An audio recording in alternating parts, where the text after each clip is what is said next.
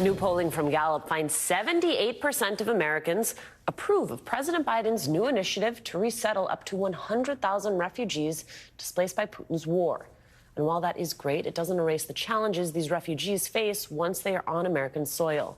Joining us now, Jina Krause-Vilmar, President and CEO of Upwardly Global. Jina, in order to reach that goal, resettling 100,000 Ukrainian refugees, people in the United States have to sponsor them. I know you have been working to find some of those sponsors. Talk us through what it takes to be a sponsor and how your organization goes about finding people who are willing and able to take on this role.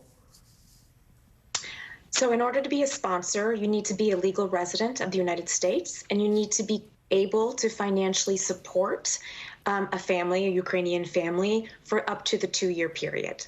Now, that doesn't mean that when Ukrainian families do come to the United States, they will have access to services, they will have access to work authorization, but that's simply part of sort of the security parameters for people to support.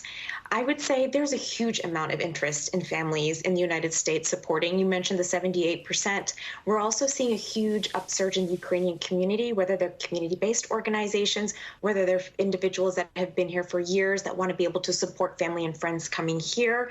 So I would say the interest is significant, and it's a really exciting time to be launching a sponsorship program.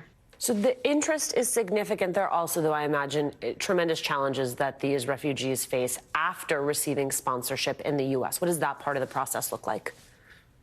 So what we have to remember is that 90% of Ukrainian refugees are women and children.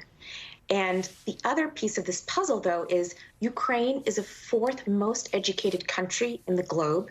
It ranks 13th in terms of the most educated and professional education. And 60% of Ukrainian women are college educated. So one of the myths that we try to debunk is that this is a community that is going to need a hand out. They're also going to be looking for a hand up. And so part of that is just for these individuals to be able to integrate into the workforce. Now, some of the challenges they face, we've worked with these individuals who have come here to reestablish their lives. And we also know what that looks like for individuals who have college degrees, who were professionals in their home country and who are looking to start over. Oftentimes, they don't have a social safety net. Oftentimes, they don't have a network of individuals that they can help navigate how to go back into a career. Oftentimes, they have to understand how their credentials fit into the U.S. labor market. And what we see is people then starting from the scratch and starting from bottom, instead of taking on the jobs that align with their skill level. And that's what we're hoping that doesn't replicate itself this time around. Gina, quickly before we go, if someone is watching and they would like to sponsor an individual or a family, where do they start?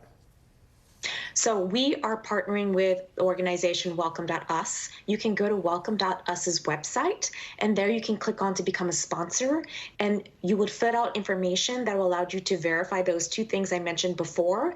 And then you would also need to work with an organization to identify a family to sponsor with, and you can contact any refugee resettlement agency, or you can contact Upwardly Global.